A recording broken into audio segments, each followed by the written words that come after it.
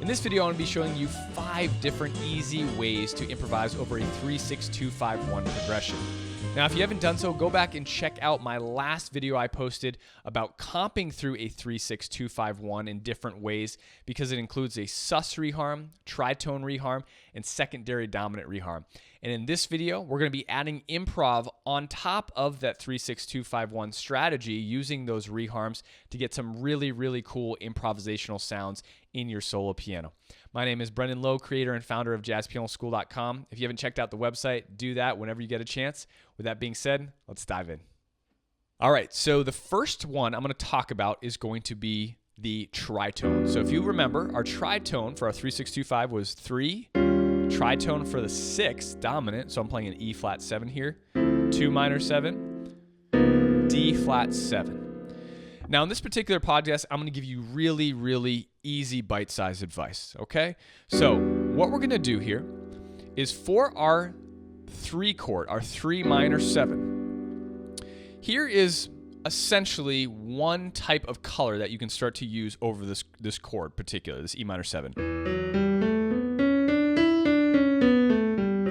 Now, I don't want to get into kind of like all the nitty-gritty details, but this is essentially a Dorian scale, right? So if you do want to add some scalar motion, you can do this scale and move it up and down. Now, as always with improv, we want to focus on the chord tones, right? The notes in between are going to connect our chord tones. So the F sharp from the scale I just showed you, the A, right, and the C sharp. They're going to connect our chord tones. Now, there's other ways to analyze this, of course. You can use Phrygian. I don't want to get into all that. I'm just going to give you one element here and then really talk about some other quick things you can do to increase your improv fast. So we want to focus on the chord tones. So what I can do here is just, if you're a beginner, you can just start to outline the chord tones or use the chord tones to improvise over this chord.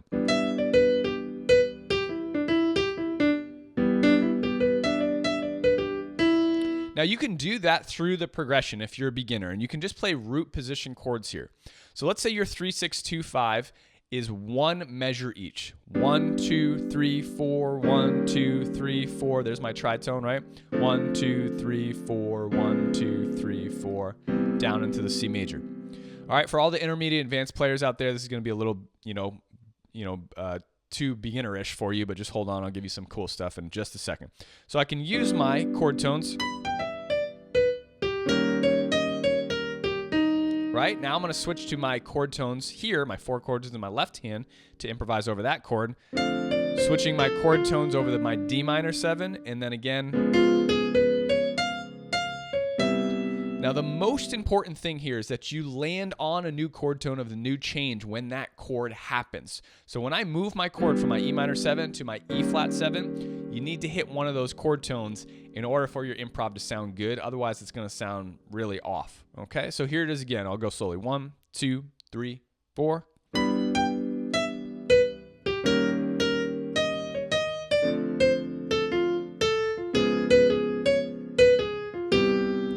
Now, already, that doesn't sound that bad. Like, that sounds fantastic. And if you got some cool voicings, some rootless voicings I'd recommend in your left hand, maybe you can hit a couple bass notes. This already, for your improvisation, is going to start to make you sound great, because you already have a reharm happening. You know, with the tritone, you got your rootless voicings if you use those in your left hand, right? And then you're using chord tones in your right hand. You're going to sound fantastic. Check it out. 1, 2, 3, 4.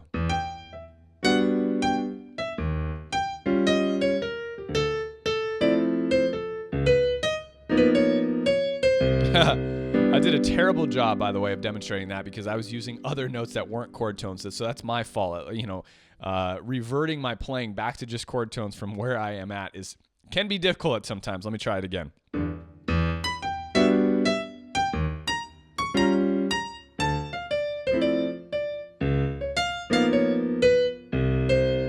Right? So something like that. Okay, that's going to sound great already. Now, let's say we want some more scalar motion like I started off talking. For any type of minor 7 chord, here's how you can start to improvise over a minor 7 chord. So let's say I have my minor 7, my E minor 7. If you know your major scales, it's super easy to find a scale or a color that you can start to use. What you're going to do is play your major scale. Now, obviously, this chord is a minor 7 chord. So what we're going to do to create a Dorian color. Now, this is just a type of color. Don't get like overwhelmed with the mode or thinking about that. I'm just going to flat my 3 here. That's going to make it minor. Now, what I'm going to do here too is I don't want this major 7 in here because it doesn't match the chord. I'm going to flat the 7. So anytime you want to find some sort of scale that matches a minor 7 chord, play the major scale of the root. So we're on E minor 7, play an E major scale. Whoops. And then flat the 3rd and the 7th. So now I'm going to flat the 3rd from the major scale. And again, I'm not using my major 7 here. I'm going to make that flat. This gives me the scale that I can use to play over that. Now again, we're still working on connecting chord tones and focusing on chord tones, but we can now move up and down without jumping around.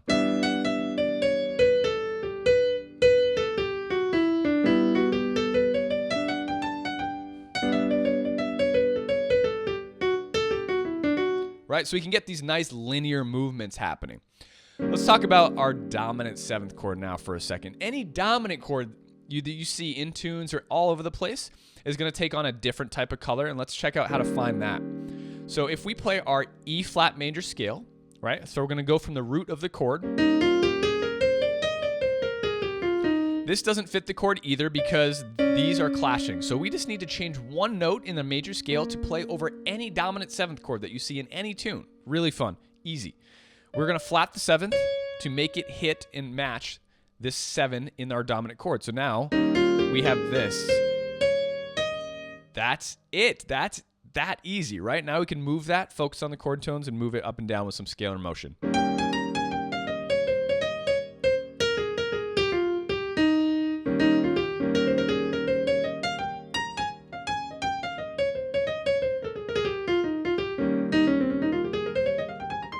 So on and so forth, okay?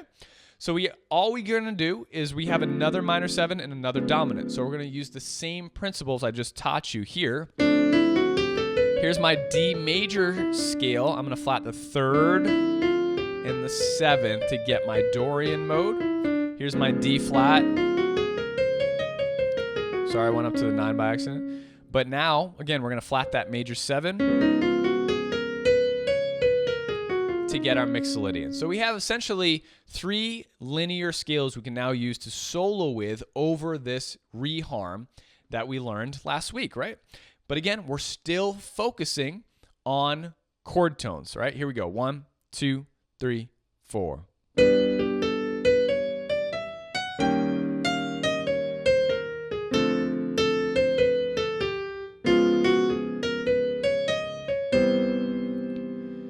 Now again, like I said, the most important thing anytime you're doing this is when that chord changes, you want to make sure you lead into a new chord tone of the chord that you're playing, right? Let's go super slowly.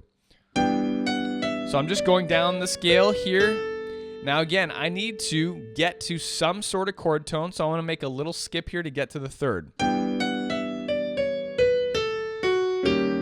Now I landed on the 3rd of the E flat 7 chord. I'm going to go up and down however I choose.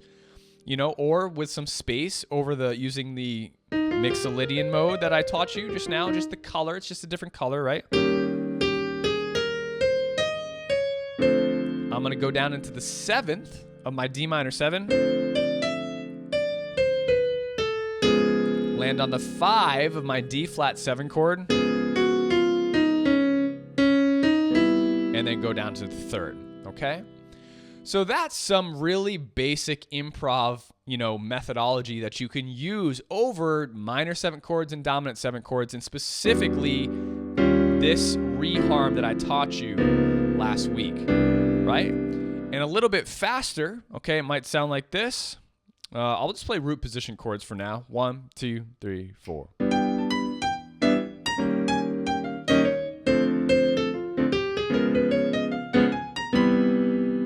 Right? It still sounds kind of basic, but it still sounds great. It sounds really great. Sorry, let me try that again.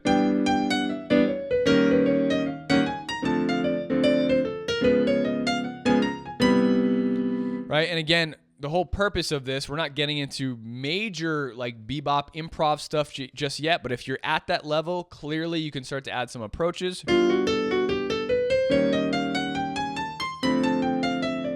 You know, anything you want, really, some triplets, any sort of stuff like that, right? But obviously, if you're a beginner or kind of just intermediate player, you can start to move around exactly like I just said. So the next thing you're going to want to do for all of this, I'm taking a long time on number one because you're going to apply the same things to the rest of them essentially, but is musicality. Any sort of slides, chords, dynamics, dyads.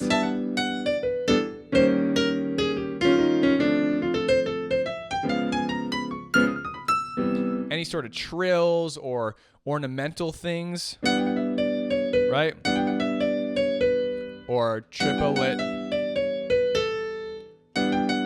All those little kind of things really add to your improvisation. Any sort of slides into chord tones,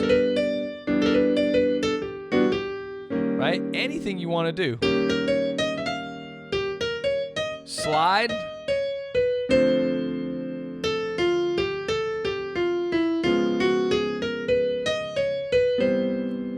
And any sort of movements around are going to help kind of guide your improv into better elevated sounding improvisation, okay? Let's move on to our new approach now, or a new reharm rather. So then the next thing I taught you was how to use the sus on your different chords. So instead of just the 3, 6, we'd go sus, resolution, sus, resolution. Now the greatest thing about this is we don't have to change our improv really in our right hand that much. All we have to do is simply play the E minor kind of version that I was talking about here a little bit before with the scale. But we're focusing now on our sus chord tones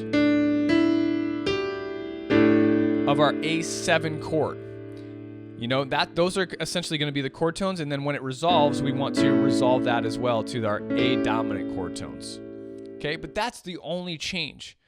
Now, we're not going to play an E flat 7 Mixolydian scale, right? Because that's not on the chord. So we're going to go E minor. So this is our voicing for sus that we're using, right? So I'm going to focus on these here or these here, right? Those types of chord tones will bring out the sound of that. And then when I go down to my G sus, I'll focus on my voicing here or my chord tones here. You can use either or. It doesn't really matter. Both are going to reflect the sound. So here,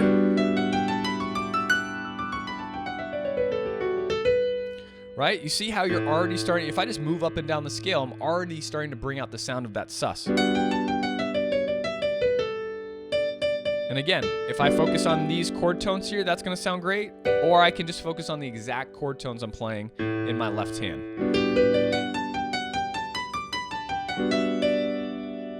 And then when I resolve my chord to my new voicing, this is a rootless voicing here, I want to make sure that I'm playing the A7 chord tones now and focused on those. Right? And then I'll go down to my G sus. Now again, this is going to be our D Dorian here. So just all white notes, super easy, focusing on my chord tones. And then when it resolves, I'm going to want to land on these chord tones here, the G7 chord tones, and focus on those now. And again, if you are a more advanced player, you can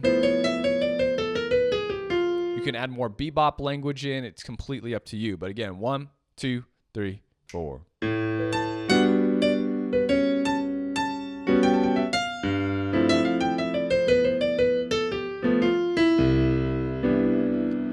So I'm playing the reharm with the sus. I'm soloing over the reharm now with the correct colors that are going to reflect the harmonies I'm using. And it creates this gorgeous reharm that I'm now improvising over, right?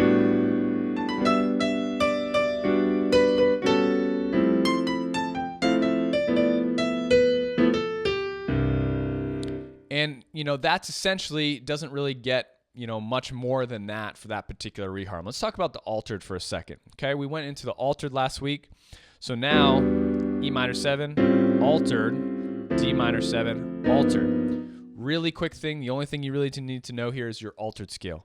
So what I'm going to do for my altered scale is I'm going to take my major scale and I'm going to flat a lot of things. So if I do this in C, I'm going to flat the 2, flat the 3, I'm going to play the natural 3, I'm going to flat the 5, flat the 6, flat the 7, and then have my 1. Now the easier way to do this, if you know your melodic minor scale, it's going to be your melodic minor scale a half step up. So for example, over an A altered scale, right? Again, we're going to play our major scale. Oops, sorry. We're going to flat the 2, flat the 3, normal 3, right? Okay, and then we're going to flat the 5. So our 5 is here. Right, we're going to flat the 6, flat the 7, and then 1. Again, that's a B flat minor melodic minor scale. So that's our A dominant altered scale, and then we're going to want our G altered scale. And I'll just play it for you real quick so you can see it again. This will be A flat minor melodic scale, or flat 2, flat 3, 3, flat 5, flat 6, flat 7, and 1. So, again, we won't change anything over the E minor 7. But now, over our altered, we're going to play our altered motion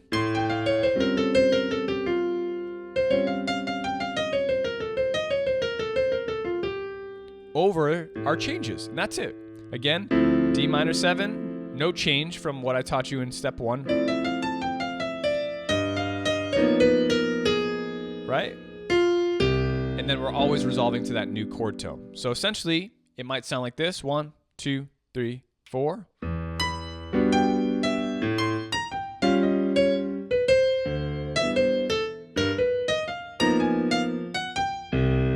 Something like that, right? And again, I'm trying to keep within a beginnerish realm, so I'm not kind of just like playing a whole bunch of advanced stuff for you to be like, well, how did you even get there, right? So again, let me try some more simple improv for you to kind of latch onto. I'll just play root position voicings for here now with my altered. Oh, no, I'll keep the rootless. 1, 2, 3, 4.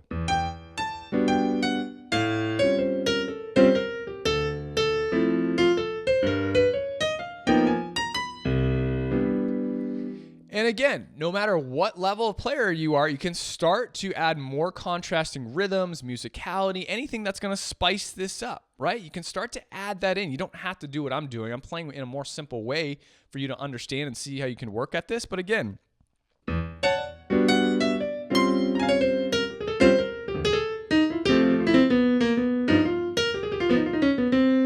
right? Get as fancy as possible. It doesn't matter what level you're at.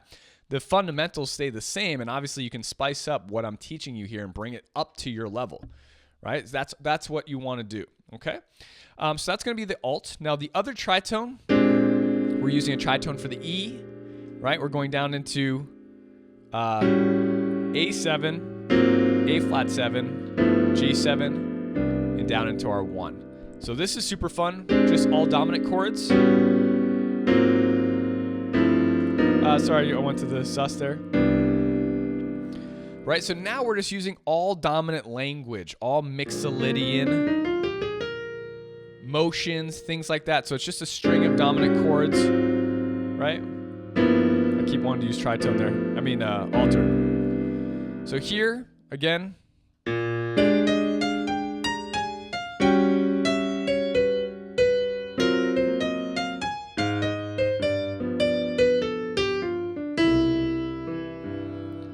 We're just applying the Mixolydian scale. Again, here's our Mixolydian B flat.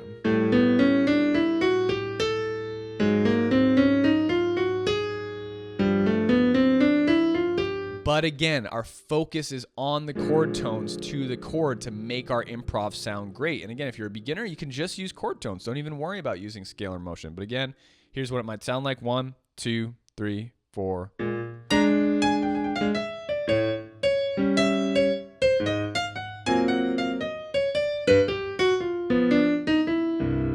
Do it one more time. 1, 2, 3, 4.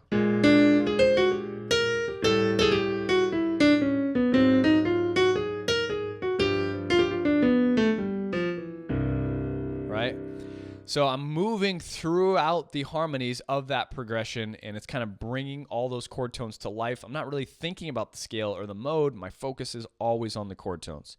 All right, now the last one, the sus. This is going to be really fun for all of these.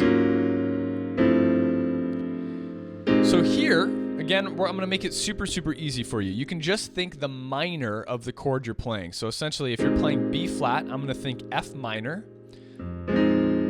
And I'm just going to think about essentially my rootless voicing chord tones for all these sus. So F minor rootless voicing, E minor rootless voicing, A flat rootless voicing. So essentially my E flat minor 7 rootless voicing, and my D minor 7 rootless voicing. So here, these are going to be my chord tones.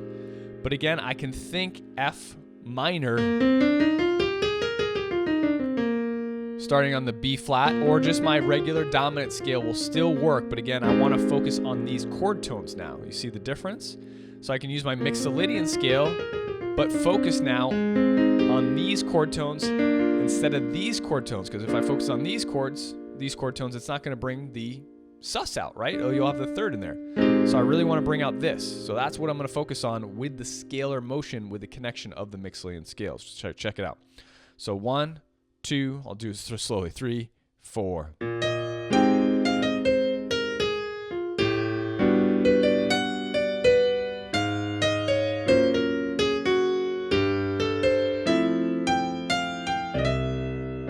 Right? So I'm always focused on, here's another super slow motion example. Right? So I'm going up. Chord tone, right? Sus. Otherwise, if I was in my B flat dominant, I would go. Right? That still works, but again, at the level we're at, we're trying to focus on that sus.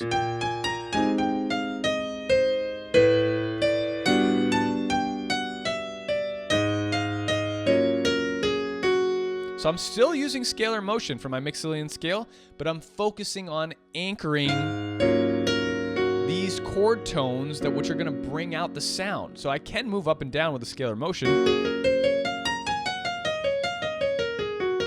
but I'm really trying to focus in on those chord tones.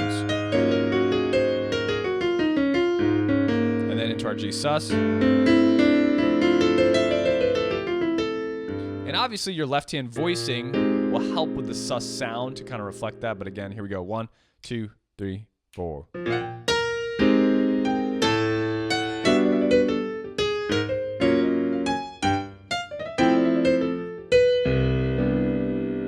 Right? Really, really cool stuff there that you can start to bring out through this reharm of your 3-6-2-5 while you're improvising over. Okay? Hope you guys all enjoyed that. Start to apply these improvisational exercises and methods into the reharms now for your 3-6-2-5-1. And I promise you, your sound over so many different pieces and tunes will get so much better because all these tunes, like most every classic American standard has these progressions in it. Okay? Talk to you soon. All right, well, I hope you guys enjoyed that episode. Don't forget to go to jazzpianoschool.com to check out all of our free, amazing education, all of the free podcasts, blogs. We do have a membership if you're looking to take a next step forward with us, get access to over 1,000 different jazz piano videos, playbooks, mini courses, a main course curriculum, success path, and so much more. If you have any questions, feel free to email us at support@jazzpianoschool.com. I hope you have a wonderful day, and as always, happy practicing.